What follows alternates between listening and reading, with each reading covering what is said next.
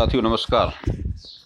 आज हम कक्षा 11वीं के अध्याय 2 परमाणु संरचना अंतर्गत कक्षक की अवधारणा और क्वांटम संख्याओं के संबंध में चर्चा करेंगे। जैसा कि आप लोग पढ़ चुके हैं कि जो परमाणु की संरचना है उसकी व्याख्या क्वांटम यांत्रिकी मॉडल के आधार पर की गई है। इसमें अनिश्चितता का सिद्धांत और द्वैतीय प्रकृति उसके आधार हैं।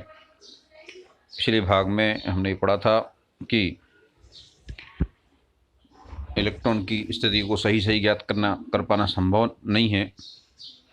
केवल हम उसकी संभावना वाले क्षेत्रों का पता लगा सकते हैं, ये बता सकते हैं कि यहाँ पे इलेक्ट्रॉन पाए जाने की संभावना कितनी है। यानी जब हम इलेक्ट्रॉन की बात करते हैं तो हम उसके संबंध में श्रोडिंगर वेव इक्वेशन यानी श्रोडिंगर के जो तरंग समीकरण है उसके विभिन्न हल यानी उस समीकरण को हल करने पे साई के जो मान ज्ञात होते हैं उनके आधार पर ही हम इलेक्ट्रॉन की उपस्थिति की संभावना बता सकते हैं। वहाँ पर वैसे तो साई के मान का कोई विशेष अर्थ नहीं है, लेकिन तरंग फलन का स्क्वायर यानी साई स्क्वायर का निरपेक्ष मान उस बिंदु पर इलेक्ट्रॉन के पाए जाने की संभावना या प्रायिकता घनत्व बताता है। यानी जो साई स्क्वायर का जो मॉड साई स्क्वायर है वो प्रायिकता घनत्व दर्शाता है, यानी उस स्थल पे उस बिंदु पर इलेक्ट्रॉन के पाए जाने की संभावना कितनी है।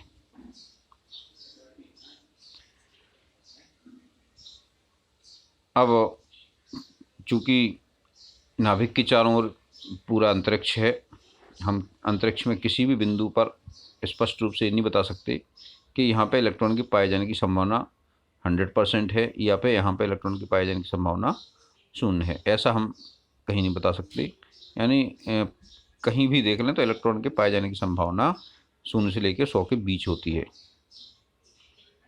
तो सुविधा की दृष्टि से हम ऐसे स्थलों की बाउंड्री निर्धारित कर लेते हैं जहाँ पे इलेक्ट्रॉन के पाए जाने की संभावना 90 से 95% होती है। ऐसे क्षेत्रों को ही कक्षक यानी ऑर्बिटल कहा गया है, अर्थात नाभिक के चारों ओर अंतरिक्ष का वह भाग, वह क्षेत्र जहाँ पर इलेक्ट्रॉन के पाए जाने की संभावना अधिकतम होती है, ऑर्बिटल कहलाता है। अब आइए ये ऑर्बिटल बोर के द्वारा प्रस्तावित कक्षा से किस तरह भिन्न है। देखिए, नाभिक के चारों ओर वृत्ताकार पथ जिसमें इलेक्ट्रॉन गति करते हैं ये निश्चित पथ हैं, ऐसा बोर ने बताया। तो ये बोर की कक्षा है जहाँ पे चारों ओर वृत्ताकार पथ में इलेक्ट्रॉन गति करते हैं, जबकि कक्षक नाभिक के चारों ओर त्रिविम के वह क्षेत्र हैं जहाँ पर इलेक्ट्रॉन पाए जाने की संभावना अधिकतम है। दूसरा अंतर है, बोर की कक्षा में अधिकतम 2n² इलेक्ट्रॉन हो सकते हैं, जबकि कक्षक में अधिकतम 2 इलेक्ट्रॉन ही हो सकते हैं। 2n² का मान तो आप समझते ही हैं। अगर पहली कक्षा है तो उसमें 2 इलेक्ट्रॉन होंगे, दूसरी कक्षा है तो उसमें 8 इलेक्ट्रॉन होंगे, यानी 2 × 2 बराबर 2 चौको 8। यदि मान लो तीसरी कक्षा है तो 2 × 3 यानी 3 × 9 दूनी 18 इलेक्ट्रॉन हो सकती है। इस तरह से बोर की कक्षा में 2, 8, 18, 32 की संख्या में इलेक्ट्रॉन हो सकते हैं, जबकि कक्षक में केवल 2 इलेक्ट्रॉन होते हैं। कक्षा की धारणा बोर के मॉडल पर आधारित है, जबकि कक्षक की अवधारणा क्वांटम यांत्रिकी पर आधारित है। कक्षा में इलेक्ट्रॉन की स्थिति और संवेग निश्चित माना जाता है, जबकि ऑर्बिटल में यानी कक्षक में इलेक्ट्रॉन की स्थिति और संवेग दोनों को अनिश्चित माना जाता है। दोनों में कम से कम h/4π की अनिश्चितता रहती है। कक्षा में इलेक्ट्रॉन की समतलीय आवृत्ति गति मानी जाती है, जबकि कक्षक में त्रिविमीय गति मानी जाती है। कक्षा की आकृति वृत्ति या दीर्घवृत्तीय मानी गई है, जबकि कक्षकों की आकृति अलग अलग मानी गई है। जैसे एस कक्षक है तो वो गोलाकार होता है, पी कक्षक एक डमरू के आकार का होता है, और डी कक्षक डबल डमरू के आकार के होते हैं, और आगे एफ जी और ज़्यादा जटिल संरचना वाले होते हैं, यानी इनकी अलग अलग प्रकार की संरचनाएं होती हैं। इस तरह से कक्षा और कक्षक में भेद है। अब आइए बात करें क्वांटम संख्याओं की। जैसा कि आप जानते हैं कि बोर के मॉडल में तो आपको पता था, मुख्य अपने कोष का नाम नंबर दे दिया n बराबर 1 2 3, तो इलेक्ट्रॉन का पता लग जाता है, ऊर्जा उनकी समान माने। लेकिन क्वांटम में अंतरिक्ष के विकास के साथ साथ हाइजेनबर्ग के अनिश्चितता के सिद्धांत और प्रकाश और इलेक्ट्रॉन की द्वैतीय प्रकृति की जानकारी होने के बाद इलेक्ट्रॉन की स्थिति, उसके गुण यानी जैसे ऊर्जा है, संवेग है इत्यादि को बताने के लिए एक संख्या से काम नहीं चला। इसके लिए 4 संख्याएं प्रयुक्त की जाती हैं। ये 4 अभिलाक्षण संख्याएं हैं जो इलेक्ट्रॉन को बताती हैं, इलेक्ट्रॉन के बारे में सूचनाएं देती हैं। इनको हम क्वांटम संख्याएं कहते हैं। यानी क्वांटम यांत्रिकी पर आधारित ऑर्बिटल व उसमें अवस्थित इलेक्ट्रॉनों के संबंध में सूचनाओं को समझने के लिए जिन 4 संख्याओं का प्रयोग करते हैं वे क्वांटम संख्याएं कहलाती हैं। या वे संख्याएं जिनमें इलेक्ट्रॉन की ऊर्जा, स्थिति, संवेग, ऑर्बिटल का प्रकार, चक्रण की दिशा आदि की जानकारी प्राप्त होती है, क्वांटम संख्याएं कहलाती हैं। या संक्षेप में इलेक्ट्रॉन को प्रदर्शित करने वाली 4 अभिलाक्षण संख्याओं को क्वांटम संख्याएं कहते हैं। अब हम एक एक करके उन पर विचार करेंगे। तो सबसे पहले बात करते हैं मुख्य क्वांटम संख्या की, यानी प्रिंसिपल क्वांटम नंबर। इसे हम n द्वारा प्रदर्शित करते हैं। यह संख्या इलेक्ट्रॉन के मुख्य ऊर्जा स्तर यानी मुख्य कोष को व्यक्त करती हैं। ये स्पेक्ट्रम जो परमाणु का रेखल स्पेक्ट्रम होता है उसकी मुख्य रेखा से संबंधित होती है और n का मान 1 2 3 4 5 6 आदि होता है। ये इलेक्ट्रॉन की नाभिक से दूरी और उसकी ऊर्जा को व्यक्त करती हैं। यानी n का मान कम है तो नाभिक के अधिक पास है, ज़्यादा है तो नाभिक से और दूर है। जैसे n बराबर 1 है जिसके लिए वो नाभिक के ज़्यादा पास है, जिसके लिए 2 है वो थोड़ा दूर है, 3 है तो और दूर है, 4 है तो और दूर है। और नाभिक से दूर रहने के लिए इलेक्ट्रॉन के पास अधिक ऊर्जा की आवश्यकता होती है। यानी जो नाभिक से दूर हैं इलेक्ट्रॉन, जिनके लिए मुख्य क्वांटम संख्या का मान ज़्यादा है, उस इलेक्ट्रॉन की ऊर्जा ज़्यादा होगी। प्रत्येक मुख्य ऊर्जा कोष में 2n² इलेक्ट्रॉन हो सकते हैं। ये बिल्कुल बोर की कक्षा के समान ही है। जैसे n बराबर 3 ले लें हम, यानी तीसरा कोष है, इसमें इलेक्ट्रॉन की संख्या कितनी होगी इसको निकालना है आप। तो 2 × 3 की घात 2 यानी 3 × 9 और 2 18, यानी तीसरी कक्षा में कितने इलेक्ट्रॉन होंगे? 18 इलेक्ट्रॉन होंगे। यदि 5वीं कक्षा की बात करें तो 2 × 5 की घात 2 यानी 25 दूनी 50 इलेक्ट्रॉन होंगे। इस तरह से मुख्य क्वांटम संख्या इलेक्ट्रॉन की ऊर्जा, नाभिक से दूरी बताती है और इसमें इलेक्ट्रॉनों की संख्या 2n² होती है। और ऊर्जा का अनुमानित मान इस तरह दिया जा सकता है। आइए अब दूसरी संख्या की बात करें, एजीम्यूथल सब्सिडरी या ऑर्बिटल एंगुलर मोमेंटम नंबर। इसको हम हिंदी में दिगंशी क्वांटम संख्या या भौम क्वांटम संख्या भी कहते हैं। दिगंशी क्वांटम संख्या या भौम क्वांटम संख्या कहलाती है।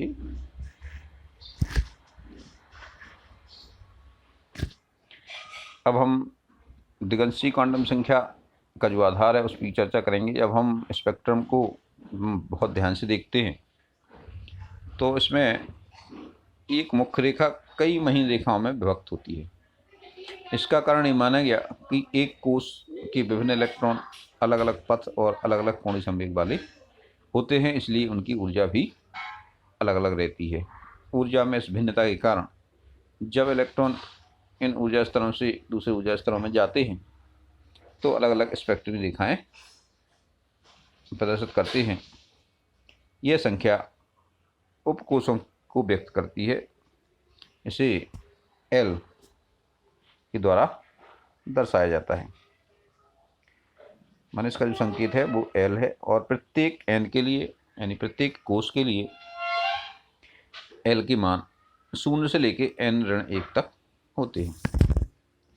जैसे n बराबर 1 लें तो इसमें केवल l बराबर 0 होता है, और यदि n बराबर 2 लें तो l के मान 0 और 1 होगा, और यदि 3 लें तो l का मान 0, 1 और 2 होगा, और 4 लें तो l का मान 0, 1, 2 और 3, यानी कितना हुआ 0 से लेकर के n-1 तक होता है।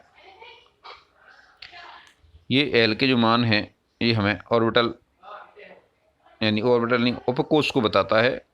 उपकोष n हो गया कोष और l हो गया उपकोष, यानी प्रत्येक कोष में कितने उपकोष हैं इसकी संख्या हम कैसे निकाल सकते। जैसे पहला मुख्य कोष है n बराबर 1, तो इसमें एक ही उपकोष है। दूसरे में आपके 2 उपकोष हैं, n बराबर 3 में 3 उपकोष हैं, n बराबर 4 में 4 उपकोष हैं। तो जितनी मुख्य क्वांटम संख्या है उसमें उपकोषों की संख्या भी उतनी होती है। इन उपकोषों को कुछ संकेतों द्वारा व्यक्त किया जाता है। इसमें n बराबर 1 में जो l बराबर 0 है तो l बराबर 0 को s नाम दिया गया है। s का मतलब है शार्प से मतलब है। l बराबर 1 को दिया गया है p यानी प्रिंसिपल। l बराबर 2 को दिया है d यानी डिफ्यूज्ड। l बराबर 3 को दिया है f यानी फंडामेंटल। n बराबर 4 को g दिया है, 5 को h दिया है, यानी हमारी जो दिगंशी क्वांटम संख्या है ये उपकोष को व्यक्त करती है। और प्रत्येक l के लिए कोणीय संवेग का मान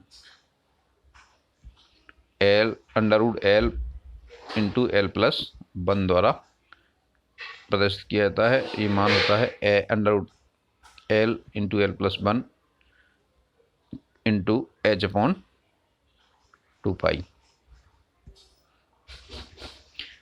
यहाँ पे हम ये देखते हैं कि इसमें n का कोई उल्लेख नहीं है, यहाँ पे n नहीं है, अर्थात इलेक्ट्रॉन का कोणीय संवेग केवल दिगंशी क्वांटम संख्या यानी उपकोष पर निर्भर करता है। इसमें मुख्य क्वांटम संख्या का कोई रोल नहीं है, यानी ये कोष पर निर्भर नहीं करता है, केवल उपकोष पर ही निर्भर करता है। कभी कभी इसको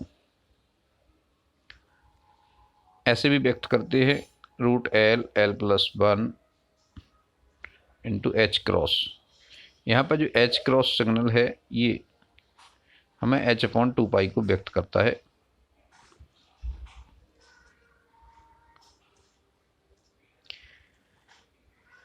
अब बात करते हैं तीसरी क्वांटम संख्या की। ये चुंबकीय क्वांटम संख्या कहलाती है अंग्रेजी में मैग्नेटिक क्वांटम नंबर, या इसका दूसरा नाम भी है वाइटल क्वांटम नंबर। इसको सामान्यतः अपन m से व्यक्त करते हैं, कहीं कहीं इसको ml से व्यक्त करते हैं, m के आगे l सफिक्स लगा के।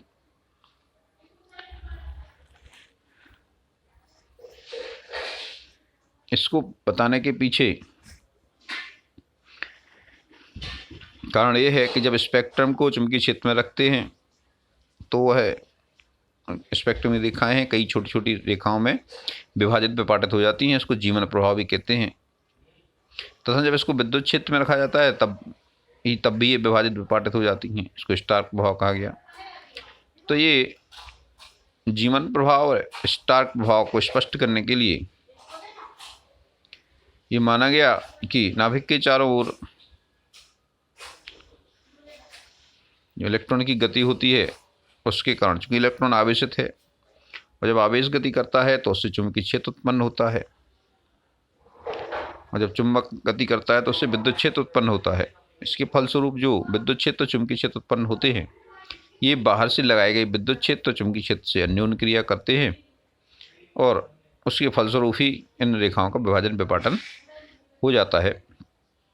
इसलिए माना गया कि इलेक्ट्रॉन के नाभिक की ओर घूमने से जो विद्युत क्षेत्र चुंबकीय क्षेत्र उत्पन्न होते हैं, उनके प्रभाव से जो इलेक्ट्रॉन की उपस्थिति वाले जो क्षेत्र हैं, अधिकतम संभावना वाले जो क्षेत्र हैं, ये विशिष्ट क्षेत्रों में अभिविन्यसित हो जाते हैं, यानी विशिष्ट उसमें व्यवस्थित हो जाते हैं। इनके जो विन्यास हैं वो बड़ी विन्यास अलग अलग क्षेत्रों में बढ़ जाते हैं। इनको ही हम ऑर्बिटल कहते हैं। और इन m का मान l पर निर्भर करता है, यानी प्रत्येक l के लिए m के मान अलग अलग होते हैं और ये मान l के मान पर निर्भर करते हैं। प्रत्येक l के लिए m के मान होते हैं -l से लेकर के 0 होते हुए +l तक जाते हैं। उदाहरण से समझिए, यदि कहीं पे l का मान 1 है तो m का मान क्या होगा? -1, 0 और -1। यदि l का मान 2 है तो m के मान क्या होंगे? -2। तो m के मान होंगे -2 से लेकर के -2, -1, 0, -1 और -2। इस तरह से कुल कितने मान हो गए? 5 हो गए। 3 है तो -3, -2, -1, 0, 1, 2, 3, यानी -1, -2 और -3। इस तरह से प्रत्येक l के लिए m के 2l -1 मान होते हैं, 2l + 1 मान होते हैं। तो हम इस तरह देख सकते हैं, l है, l बराबर 0 को अपन क्या दिखाते? s। और s में कितने ऑर्बिटल होंगे? 1। l बराबर 1 है, इसको p दिखाते हैं और p के लिए कितने मान होंगे? -1, 0 और -1, यानी p में 3 ऑर्बिटल होंगी। और d उपकोष में कितने होंगे? d के लिए l का मान 2 होता है, तो d के लिए l का मान 2 होगा, तो इसमें -2, -1, 0, -1 और -2 इतने ऑर्बिटल होंगे, 5 ऑर्बिटल होंगी।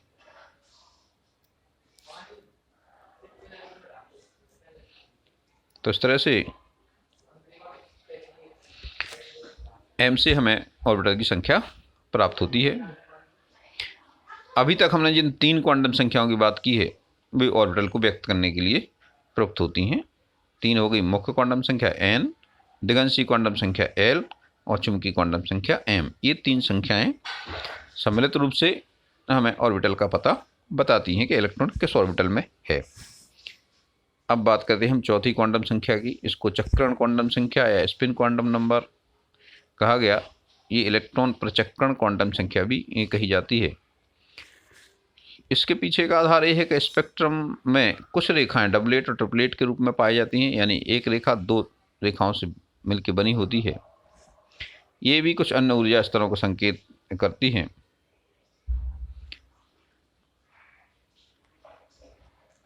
तो इससे निष्कर्ष निकाला गया कि इलेक्ट्रॉन में आवेश और द्रव्यमान के अतिरिक्त कुछ उनकी स्वयं की कोणीय संवेग भी होता है, यानी उसका निज यानी इंट्रिंसिक एंगुलर मोमेंटम भी होता है। यह एक सदिश राशि है जो अक्ष के सापेक्ष 2 विन्यासों को प्रकट करता है। इसके 2 मान होते हैं, एक तो +12 और दूसरा होता है -12। इसको हम s या ms द्वारा भी प्रदर्शित करते हैं। ज़्यादातर लेखक s लिखते हैं, लेकिन कुछ लेखक यानी जैसे NCERT की बुक है तो उसमें आपको ms मिलेगा।